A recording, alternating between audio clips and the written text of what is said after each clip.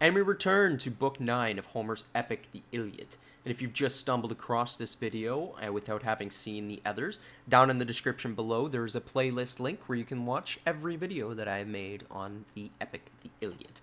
But if you've all caught up, without further ado and no more stalling, we'll go into Book 9 of Homer's epic, the Iliad, where the embassy goes to Achilles. And it begins with the end of that battle that we had just witnessed for the past 3 or 4 chapters, and goes in with the Achaean ranks having panic and fear at night, where Agamemnon fears that they may actually have to sail home after this catastrophic defeat, that this one battle was so badly turned the tide in favor of the Trojans that it might have just lost them the war, and it may be better to sail home, recoup, and then go back into the war in the morning. Later.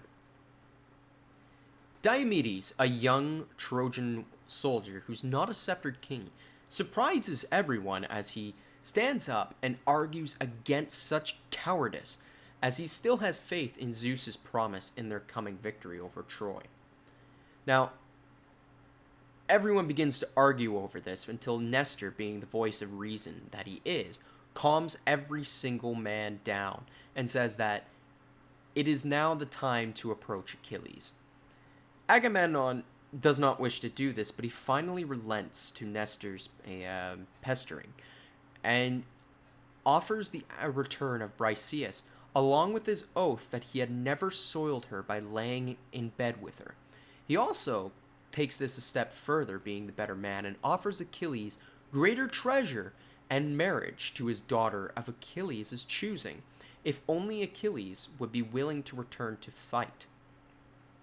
Now, yes, Agamemnon is being the better man in this situation.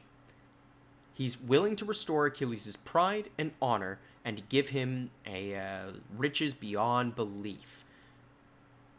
But he's unwilling to do what Achilles really wants, and that is admitting fault.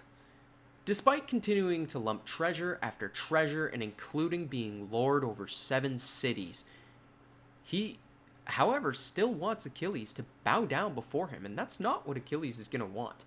And Ajax, Odysseus, and the old General Phoenix all know this, and they all have to think of ways to convince Achilles when Agamemnon decides to send them out to be the embassy to Achilles. Now, they all arrive at Achilles' tent, and each of the general tries out a different strategy to win Achilles over to the Achaean side.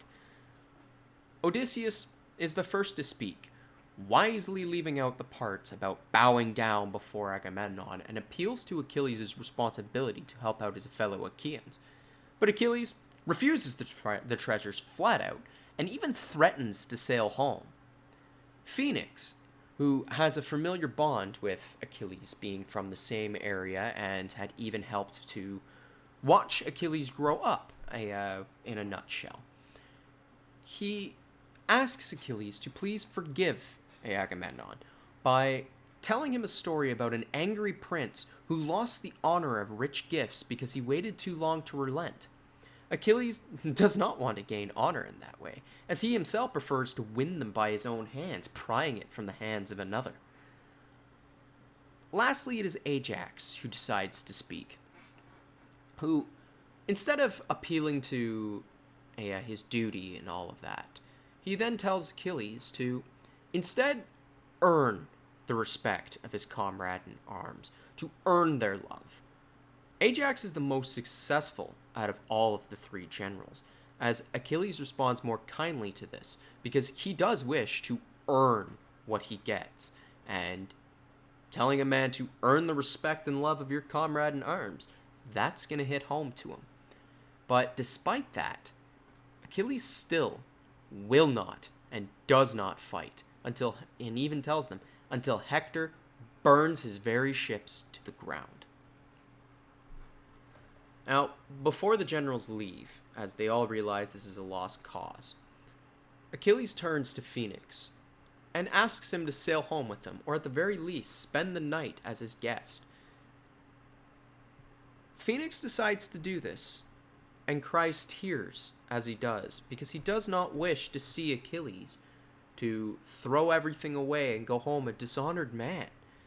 Nor does he wish to see this entire war lost. He wishes to go with Achilles because of the familiar bond that they have, but he does not wish to leave the fight.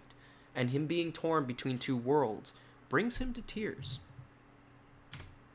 And with that, the two generals, Ajax and Odysseus, the two generals return to Agamemnon and his generals to deliver Achilles' answer, stunning them all and leaving them in its stupor, as none of them could believe that any man, alive or dead, could have ever or would ever even refuse such a generous offer.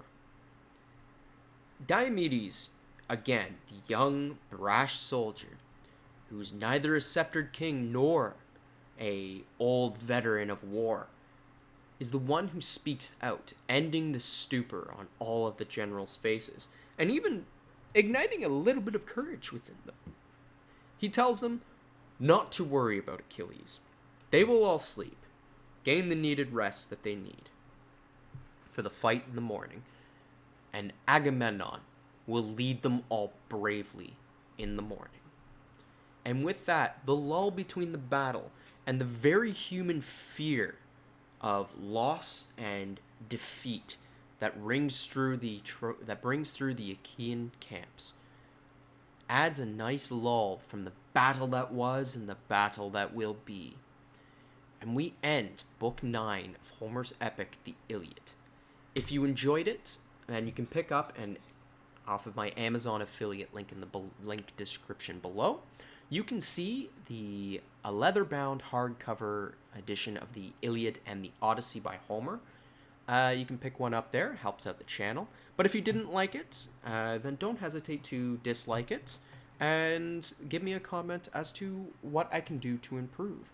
And with that, I wish everyone the best, and I look forward to seeing you next time in Book 10 of Homer's epic, the Iliad.